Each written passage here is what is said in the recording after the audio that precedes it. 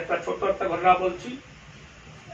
যে আমাদের 8 তারিখ দেওঘরে আমাদের আচার্যদেব পরম পূজ্যপাদ শ্রী শ্রী বাবাজার জন্মদিন গেল।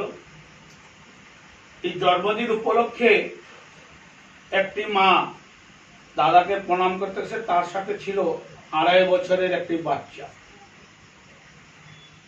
মা যখন আচার্যদেবকে প্রণাম করছেন, বাচ্চাটা ছুটে আচার্যদেব কাছে চলে গেছে। সব হে হে করতে বাচ্চাটা কিন্তু চলে গেছে। আচার্যদেব দেখে হাসছেন। তো বাচ্চা একটা লজেন খাচ্ছিলেন। আরো লজেন আছে বাবা তোমার কাছে? তো বাচ্চাটার একটা ছাটের পকেটে কয়েকটা লজেন ছিল, সব বের করে আচার্যদেবকে দিলেন। আচার্যদেব নিয়ে নিলেন। আর আছে?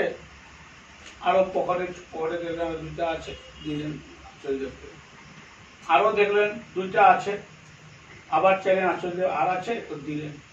তারপরে বললেন আর আছে? এখন তাহলে মুখের থেকে বের করে এটা আচার্যদেবকে দিচ্ছে। আচার্যদেব বলে তুমি এটা খাও। আসরটা পুরো স্তব্ধ হয়ে গেল,